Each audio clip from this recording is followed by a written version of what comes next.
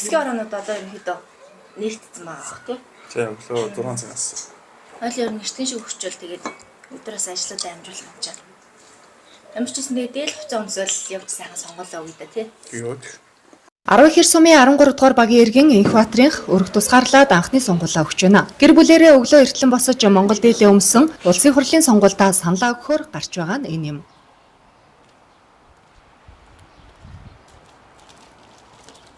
2016 онд оюутан байхдаа анхныхаа сонгуулийг өгчээсэн. За 2020 оны сонгуулиар болохоор бид хоёр танилцаад нэг удаагүй юм шинэхэн хосууд байсан.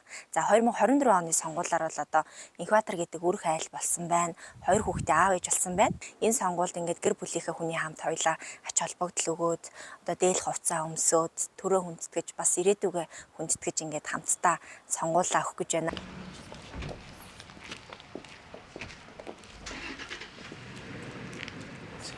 Энхбаатар математикийн багш мэргэжилтэй. Тиймээс шав нарынхаа болон өр хүүхдийнхээ ирээдүйн төлөө саналаа өгч хувь нэмрээ оруулах нь чухал гэж боддгоо ярьсан юм. Харин түүний эхнэр Ванчиг өмнөх жилийн сонгуулиудад залуусын оролцоо бага байна гэсэн судалгаа байдаг учраас залуу хүн бүр үүргээ ухамсарлаж саналаа өгөхийг уриалсан юм.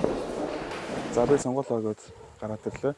Энэ удаагийн сонгуул маань 126 гишүүнийг сонгож байгааг хариуцлагатай жил байна. За би 3 дахь удаагийнхаа сонгуулийг өгч байна. За сонгуулийн ороо бол нэлээд хариуцлагатай зохион байгуулалт сайтай зохион байгуулж байна. За би өөрөө багш мэргэжилтэй. За тийм учраас хүүхдүүдийнхаа болон шав нарынхаа ирээдүйн төлөө саналаа өгөх нь зөв гэж боддог. За тэгээд тийм учраас өглөө эрт саналаа өгч байна.